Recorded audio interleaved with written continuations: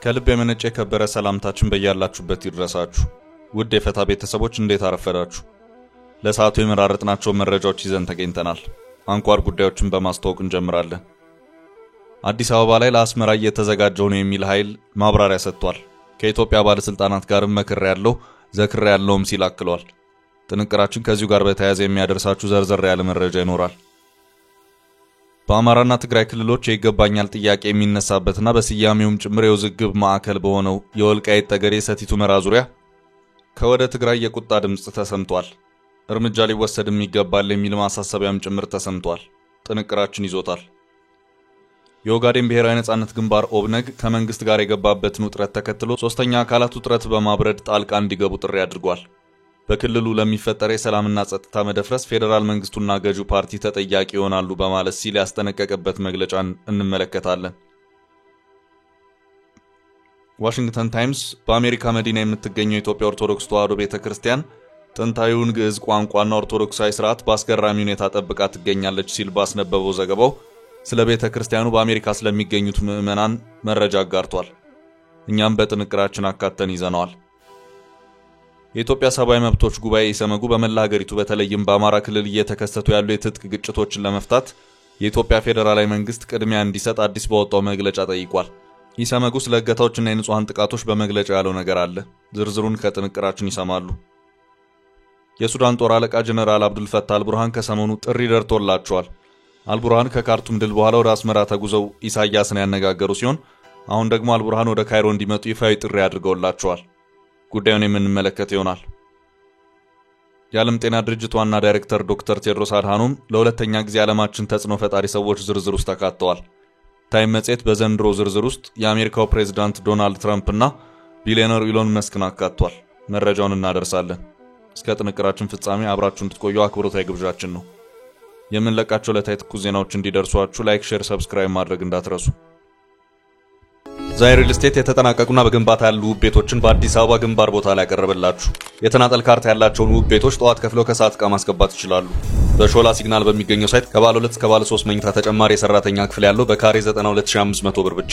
ለየካ ተራራ ማራኪ እይታ ያላቸውን ባለ 500 እና 665 ካሬ ፔንት ሃውሶችን ማዘጋጅተንላቸዋል። በጀሞ ሚካኤል ሳይታችን ደግሞ ከባለ 1 እስከ ባለ 3 መኝታ ቤቶችን አዘጋጅተናል። ሁሉም ቤቶቻችን ሊፍት የተገጠመላቸው ናቸው። 100% ለሚከፍል ልዩ ቅናሽ ያለ ሲሆን ለዲያስፖራዎች 60% የባንክ ብድር የተመቻቸ ነው። በግሩፕ ለሚገዙ ልዩ ቅናሽ ዛይን ሪል ስቴት ስልክ 0906521111 0907070762 ለአስመራ የተዘጋጀው አዲስ አበባ ብርጌድ በኤርትራ የትጥቅ ትግል በማካሄድ የፕሬዝዳንት ኢሳያስን መንግስት አስወግጄ የሥርዓት ለውጥ አመጣለሁ የሚለው አካል ዝርዝር እቅዱን ይፋ አድርጓል። አዲስ አበባ ላይ ጥንስሱን ጀምሮ አስመራን አልሟል። ከዚህ በኋላ ማዕከሌን አዲስ አበባ አድርጌ ወደ ሥራ ገብቻለሁም ሲል አስታውቋል። በአዲስ አበባ ጽፈት ቤት አለኝ ያለው ይሄው አካል ይሄው የአዲስ አበባ ቢሮዬን በቀጣይ ወታደራዊ ማዕከሎች ሲቋቋሙ ማዕከላዊ ጽፈት ቤት ሆኖ የሚያገለግልም ይሆናል ሲል ማስታወቁን የዛሬው የቢቢሲ ዘገባ አመልክቷል። ይህንን ሲል ያስታወቀው በዓለም አቀፍ ደረጃ በተለይም ደግሞ በሰሜን አሜሪካ በአውሮፓና በእስራኤል ካለፉት 3 ዓመታት ወዲህ የፕሬዝዳንት ኢሳያስን መንግስት እየተቃወመ ያለውና ብርጌድ ንሓመዱ የተባለው እንቅስቃሴ ነው። ባለፉት 3 ዓመታት በነበሩት የዚሁ ቡድን ዓለም አቀፍ እንቅስቃሴዎች በዋነኝነት የትኩረት ማዕከሉ አድርጎ የታየው የባህል ፌስቲቫል በሚል የፕሬዝዳንት ኢሳያስ መንግስት ደጋፊዎች በየሀገሪቱ ገቢዎችን የሚያሰባስቡባቸውን መድረኮች በተቃውሞ እንዲበተኑ ማድረግን ነበር። እንቅስቃሴው በአሜሪካ፣ ዩናይትድ ኪንግደም፣ እስራኤል፣ ካናዳ፣ ጀርመን፣ ስዊድን እና ስዊትዘርላንድ የኤርትራ መንግስትን በሚደግፉ ፌስቲቫሎች ላይ ረብሻዎችን አድርጎ ፕሮግራሞቹ እንዳይካሄዱ ሲያደርግ ቆይቷል። ሆኖም በእነዚህ ረብሻዎች የየሀገራቱ መንግስታት ጠበቅ ያሉ እርምጃዎችንም ሲወስዱ የነበረ መሆኑ የሚታወስ ነው። በዚህ አይነቱ አመጽ ላይ የተሳተፉ ኤርትራውያን በተለያዩ ሀገራት የጸጥታ ኃይሎች በቁጥጥር ስር ውለው አንዳንዶቹም ክስ የተመሰረተባቸውም አሉ። ብርጌድ ንሓመዱን የሀገር ውስጥ አሸባሪ ድርጅት በማለት የሰየመው የጀርመን አቃቤ ሕግ ደግሞ ይህንን አሸባሪ ድርጅት በመመስረትና አባል በመሆን የተጠረጠሩ 17 ሰዎችን እያፈላለገ መሆኑን ማስታወቁ አይዘነጋም። አሁን ደግሞ ይህ ቡድን ከዚሁ ዓለም አቀፍ ተቃውሞ ጎን ለጎን በተጨባጭ መሬት በሚወርድ ደረጃ የፕሬዝዳንት ኢሳያስን መንግስት በነፍጥ ተፋልሜ በኤርትራ መሰረታዊ ስርዓት ለውጥ አመጣለሁም እያለ ነው። ይህንን እንቅስቃሴ ከሚመሩት መካከል አንዱ የሆነውና አቶ በየነ ገብረ እግዚአብሔር የተባለው መሪ ከቢቢሲ ጋር ባደረገው ሰፋ ያለ ቆይታ በአዲስ አበባ ጽህፈት ቤት የከፈቱ መሆኑን አስታውቆ ይህ ጽህፈት ቤትም ተበታትኖ ለቆየው የብርጌድ ንሓመዱ እንቅስቃሴ አንድ መገናኛ ማዕከል ሆኖ እንደሚያገለግልም ተናግሯል። አቶ በየነ ገብረ እግዚአብሔር አክሎም የተቃውሞ እንቅስቃሴው በኢትዮጵያ ወታደራዊና ዲፕሎማሲያዊ ማዕከሎች ሊኖሩት እንደሚችልም አስታውቋል። በቀጣይ የትጥቅ ትግል እንቅስቃሴዎችን ለማካሄድ ያለመው ብርጌድ ንሓመዱን በዚሁ ትጥቅ ትግል ውስጥ የሚሳተፉ ኤርትራውያንን የመመልመል ፍላጎት ያለው መሆኑንም አስታውቋል። በኢትዮጵያ እስከ 300,000 ኤርትራውያን እንዳሉ የሚገልጸው ኃላፊው እንቅስቃሴው በሰው ኃይል ምልመላውም ይህንኑ አጋጣሚ የመጠቀም ፍላጎት ያለው መሆኑን ለቢቢሲ ገልጿል። አቶ በየነ ገብረ እግዚአብሔር በኢትዮጵያ በሰመራ፣ በመቀሌ ወይም ሁመራ በተለያዩ አካባቢዎች በመቅረብ ትግሉን የማስፋት እቅድ አለንም ሲሉም ተናግረዋል። ብርጌድ ንሓመዱን የሚቀላቀሉ ኤርትራውያን ዋስትና ስለሚያገኙበት መንገድ ከኢትዮጵያ መንግስት ጋር መነጋገሩን የእንቅስቃሴው አመራር ነግረውኛል ሲልም ቢቢሲ በዚሁ በዛሬው ዘገባው አስታውቋል። ብርጌድ ንሓመዱ የኤርትራ አፋር ብሔራዊ ኮንግረስ ከተባለ በትጥቅ ከሚንቀሳቀስ ድርጅት ጋር በመሆን ለመስራትም ከዚህ ቀደም ውይይትንም ሲያካሄድ የነበረ መሆኑ የሚታወስ ነው። ብርጌድ ንሓመዱ በበርካታ ሀገራት ውስጥ እንቅስቃሴዎችን የሚያደርግ ሲሆን በኢትዮጵያ ያለው እንቅስቃሴ መሰማት የጀመረው ከተወሰኑ ጊዜያት ወዲህ ነው። የእንቅስቃሴው ተወካዮች ከኢትዮጵያ መንግስት ባለስልጣናት ጋር ንግግር ማድረጋቸውን ገልጸውልኛል ያለው ቢቢሲ አቶ በየነ ለኢትዮጵያ መንግስት ያቀረብነው ጥያቄም በኤርትራ ስር ነቀል ለውጥ እንደምናካሄድ ነው ማለታቸውንም አክሏል። በዚህ ቡድን እንቅስቃሴ ዙሪያ በኢትዮጵያ መንግስት በኩል አንድም ቀን ምንም ነገር ሲባል ተሰምቶ አያውቅም። ፕሬዝዳንት ኢሳያስ በአፍሪካ ለረጅም ጊዜ ስልጣን ላይ ቆዩ መሪዎች ከሚባሉት ተርታ ውስጥ የሚመደቡ ናቸው። ኤርትራ በሪፈረንደም ነጻነቴን አውጃለሁ ካለችበት ዕለት ጀምሮ ከፕሬዝዳንት ኢሳያስ ውጪ ሌላ መሪን አታውቅም። በአገሪቱ ህገ መንግስት የለም። ህግ አውጪ፣ አስፈጻሚና ተርጓሚ የተባሉት የመንግስት መዋቅሮች እዚህ ግባ የሚባል የተደራጀ አወቃቀር የላቸውም። መንግስቱ በምዕራባውያን በኩል የኤርትራ ተቃዋሚዎች፣ ጋዜጠኞችና ሃይማኖት መሪዎችን ያለ ክስ ለረጅም ዓመታት በማሰር ክስ ይቀርብበታል። ለዓመታትም ዛሬም ድረስ የዘለቁ ተከታታይነት ያላቸው ሪፖርቶችም ሲወጡበት ቆይተዋል። ከዚህም በተጨማሪ ፕሬዝዳንት ኢሳያስ መንግስት ዜጎች ገደብ የሌለው የግዳጅ ወታደራዊ አገልግሎት እንዲሰጡ በማድረጉም በኩል እስከ ዛሬም ድረስ ዓለም አቀፍ ክሶች የሚቀርቡበት ነው። ከዚህ ባለፈም ፕሬዝዳንት ኢሳያስ ኤርትራ ከዓለም አቀፉ ማህበረሰብ እንድትገለል አድርገዋልን በሚል ጭምር በጥብቅ ይወቀሳሉ።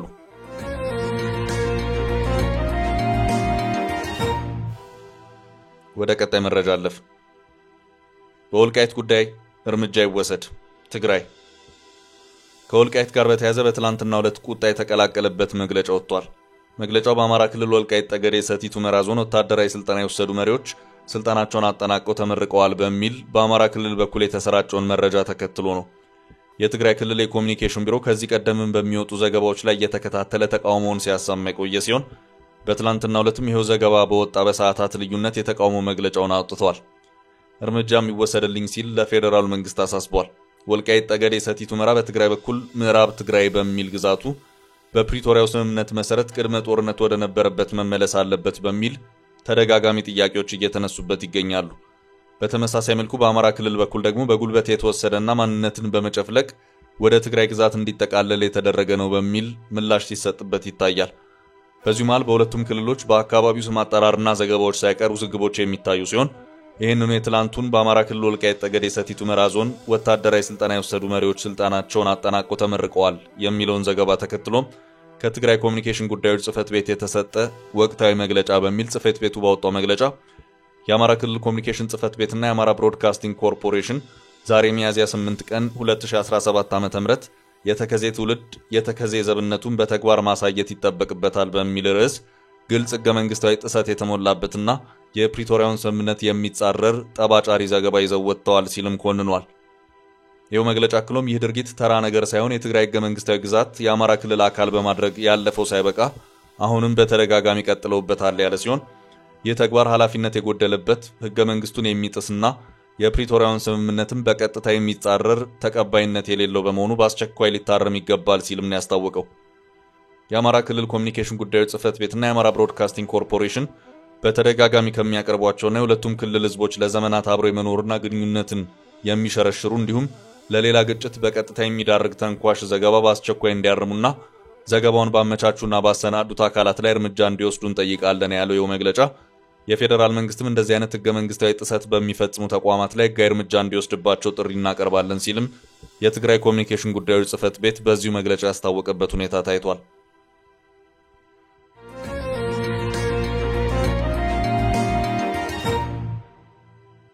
በቀጣይ ርዕስ የኦብነግ አዲስ ጥሪ።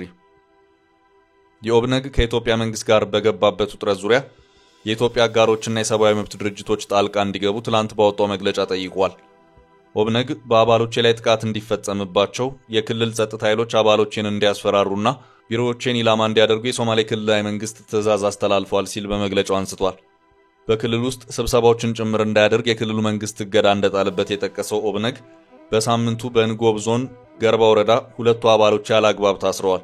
የክልሉ ፖሊስ ኮሚሽነርም በአንደኛው አባሌ ላይ አካል ጥቃት ፈጽመዋል በማለት ከሷል።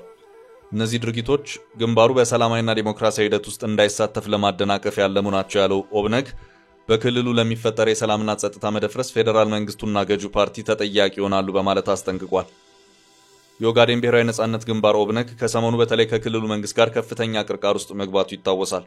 በኦጋዴን እንደ አዲስ የቀጠለው ነዳጅና ተፈጥሮ ጋዝ ፍለጋን ተከትሎ ሊቀመንበሩና ቃል አቀባዩ ቡድኑ ከትጥቅ ትግል የተመለሰበት ስምምነት ተጥሷል ሲሉ የተሰሙ ሲሆን ወደ ትጥቅ ትግል መመለስ የሚል ሐሳብ አንሸራሽሮ ነበር። ይህንን ተከትሎ የፓርቲው ማዕከላዊ ኮሚቴ ባለፈው ሳምንት ጅጅጋ ላይ ባደረገው ስብሰባ ሊቀመንበሩን ማንሳቱ ይታወሳል። ጅጅጋ የተካሄደውን የማዕከላዊ ኮሚቴ ስብሰባ ከእውቅና ውጪ ነው ሲል ኦብነግ መልስ ሰጥቶም ነበር። የማዕከላዊ ኮሚቴው ስብሰባው የግንባሩን አንድነት አደጋ ላይ የሚጥል ተግባር አከናውነዋል ያላቸውን የድርጅቱን ሊቀመንበር አብዲረህማን ማሃዲን ከኃላፊነት ማንሳቱ ይታወሳል።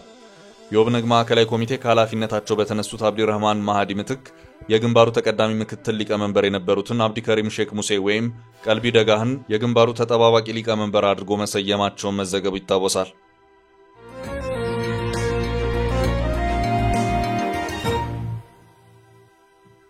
ወደ ቀጣይ መረጃ አለፍ። ኢሰመጉ ስለ አማራ ክልሉ ውጊያ። የኢትዮጵያ ሰብአዊ መብቶች ጉባኤ ኢሰመጉ በመላ ሀገሪቱ በተለይም በአማራ ክልል እየተከሰቱ ያሉ የትጥቅ ግጭቶችን ለመፍታት የኢትዮጵያ ፌዴራላዊ መንግስት ቅድሚያ እንዲሰጥ አዲስ ባወጣው መግለጫ ጠይቋል። ኢሰመጉ ትላንት ሚያዝያ 8 ባወጣው መግለጫ በግጭት ውስጥ የሚሳተፉ አካላት የሰብአዊ መብት ህጎችና ዓለም አቀፍ የሰብአዊ መብት ድንጋጌዎችን እንዲያከብሩ፣ ጥሰቶችን ከመፈጸምና ሰላማዊ ዜጎችን ኢላማ ከማድረግ መቆጠብ እንዳለባቸው አሳስቧል። ኢሰመጉ የፌዴራል መንግስት በክልሎች ያለውን ግጭት በሰላማዊ መንገድ ለመፍታት በትጥቅ ግጭቱ ተሳታፊ ከሆኑ አካላት ጋር ለድርድር ያለውን ተነሳሽነት አጠናክሮ በመቀጠል ለተግባራዊነቱ እንዲሰራ ሲል ጥሪውን አስተላልፏል። የታጠቁ አካላት በሚቆጣጠሯቸው አካባቢዎች ሰብአዊ መብቶችን አክብረው እንዲንቀሳቀሱ፣ በሲቪል ሰዎች ህይወት፣ አካል፣ ንብረት ላይ ጥቃት ከማድረስና በህፃናትና ወጣቶች የመማር መብት ላይ ገደብ ከመጣል እንዲቆጠቡ፣ የአማራ ክልል መንግስት በክልሉ ዜጎች ላይ የሚፈጸሙ ግድያን ሊያስቆምና የታዳጊ ህፃናትና ወጣቶችን የመማር መብት ሊያስከብር ይገባል ሲል ሰብአዊ መብት ተሟጋች ተቋሙ ገልጿል። የአማራ ክልል የጸጥታ አካላት በክልሉ በዜጎች የመንቀሳቀስ መብት ላይ ገደብ በሚጥሉ እንዲሁም እገታና ግድያ በሚፈጽሙ ታጣቂዎችም ሆነ ሌሎች አካላት ላይ ተገቢውን ክትትል በማድረግ ለህግ ሊያቀርቡ ይገባል ሲል ተቋሙ አሳስቧል። የኦሮሚያ ክልላዊ መንግስት በተደጋጋሚ በክልሉ በመንገደኞች ላይ የሚፈጸመውን ግድያ፣ እገታ እንዲያስቆምና የግለሰቦችን ከቦታ ቦታ የመንቀሳቀስ መብት ላይ ገደብ የሚጥሉ የታጠቁ አካላት ላይ ተገቢውን ክትትል በማድረግ ወንጀለኞችን ለህግ እንዲያቀርብ ሲል ኢሰመጉ እንዲሁ ጥሪውን አቅርቧል። የፌዴራል መንግስት እንዲሁም የክልል መንግስታት የሰዎችን ሰላምና ደህንነት የመጠበቅ ግዴታቸውን በአግባቡ እንዲወጡ መንግስታዊና መንግስታዊ ያልሆኑ አካላት፣ የሚዲያ አካላት፣ የሀገር ሽማግሌዎች፣ የሃይማኖት አባቶች፣ የፖለቲካ ፓርቲዎች፣ የማህበረሰብ አንቂዎች፣ ሰብአዊ መብት ላይ የሚሰሩ የሲቪል ማህበራት እንዲሁም በሰላም ግንባታ ላይ የሚሰሩ የበኩላቸውን አስተዋጽኦ እንዲወጡ ኢሰመጉ ጥሪውን አቅርቧል። ከሁለት ወራት ከ10 ቀናት እገዳ ተጥሎባቸው ከነበሩት 4 የሲቪል ማህበረሰብ ድርጅቶች መካከል አንዱ የሆነው የኢትዮጵያ ሰብአዊ መብቶች ጉባኤ ኢሰመጉ እግዱ መነሳቱ ስራዎቻችንን በትጋት ማስቀጠል እንዳለብን እንድናስብ ተነሳሽነት ጨምሮብናል ሲል መግለጹ አይዘነጋም። ኢሰመጉ ይሄው ወቅታዊ መግለጫው ከእግዱ ወዲህ የመጀመሪያው መሆኑን የተገለጸው።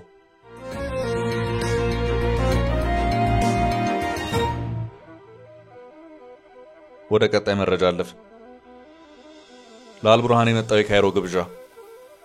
የሱዳን ጦር አለቃ ጀነራል አብዱልፈታህ አልቡርሃን ከሰሞኑ ጥሪ ደርቶላቸዋል።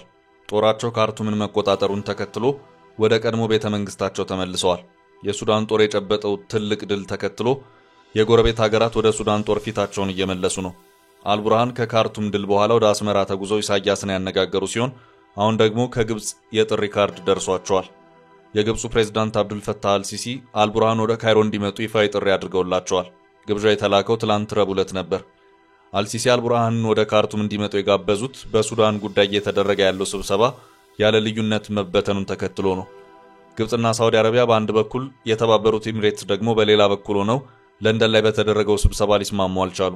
ስብሰባው ያለ ስምምነት የተበተነው በሱዳን ያለውን ጦርነት ለማስቆም እነማን ይጠሩ በሚለው ዝርዝር ስምምነት በመጥፋቱ ነው። ግብጽ፣ ሳውዲ እና ኢትዮጵያ የሱዳን ጉዳይ በሱዳኖች ብቻ ይፈታ ማለታቸውን መዘገባችን ይታወሳል። ኤምሬትስ ግን የሱዳን ፈጥኖ ደራሽ ኃይሎችም ሆነ የሱዳን ጦር የሱዳን ሕዝብን አይወክሉም ስትል መከራከሯ ተነግሯል።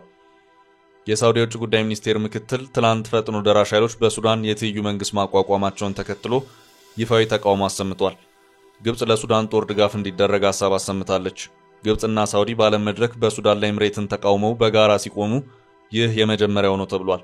ኤምሬትስ የፈጥኖ ደራሽ ኃይሎችን እንደምታስታጥቅ በተባበሩት መንግስታት ድርጅት የጸጥታ ምክር ቤት ጭምር ክስ ይሰማባታል። በርካታ መረጃዎችም ተገኝተውባታል። አልቡርሃን ትላንት ፖርት ሱዳን ሆነው የግብጹን አምባሳደር አሊ ዩሲፍ ያናገሩ ሲሆን አምባሳደሩ አልቡርሃን የግብጽን ጥሪ መቀበላቸውን ገልጸዋል። ሱዳንና ግብጽ ጄኔራሉ ካይሮን እንዲጎበኙ የሚያስፈልገውን ዝግጅት ጀምረዋል ሲሉም መግለጫ ወጥተዋል።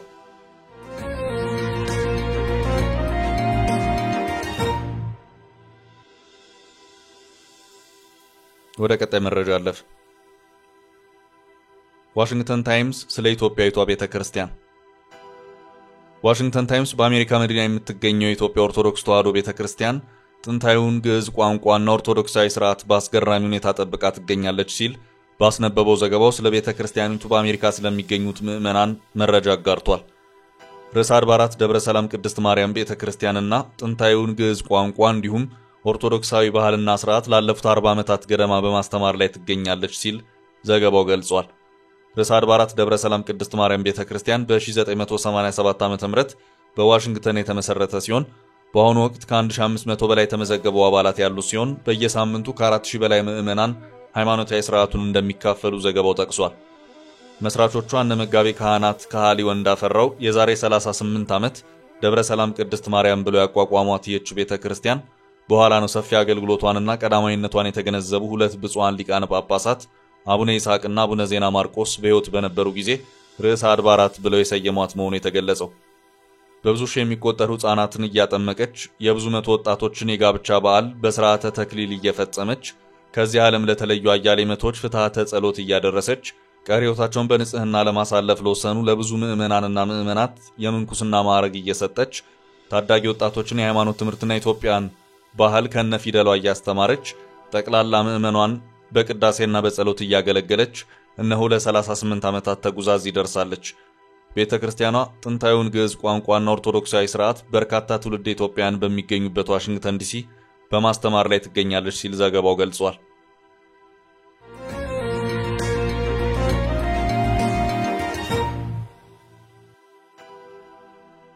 በመጨረሻም ዶክተር ቴድሮስ አድሃኖም በታይም መጽሔት ተሞካሹ።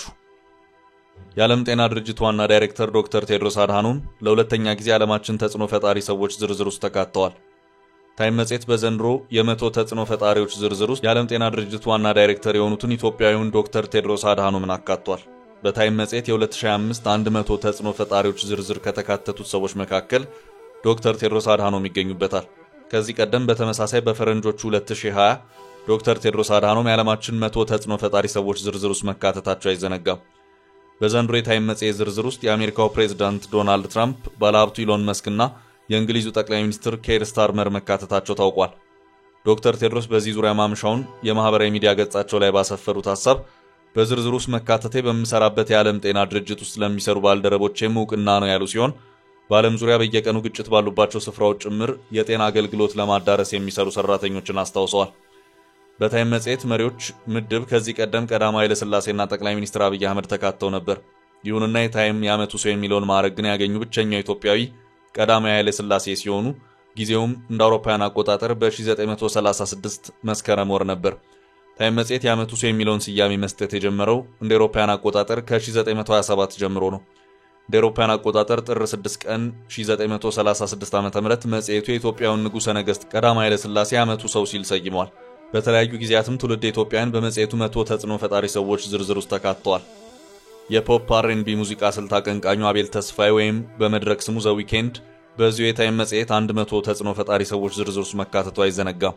ቻችን ለዛሬ ያዝንላችሁ ርዕሰ ጉዳዮች እዚህ ላይ ቋጨን። ላይክ፣ ሼር እና ኮሜንት በማድረግ ለቻናላችን ድጋፋችሁን መግለጽ እንዳትዘነጉ እያልን ከሌሎች መረጃዎች ጋር ደግመን እስክንገናኝ ቸር ያሰማን ስንል ተሰናበትን።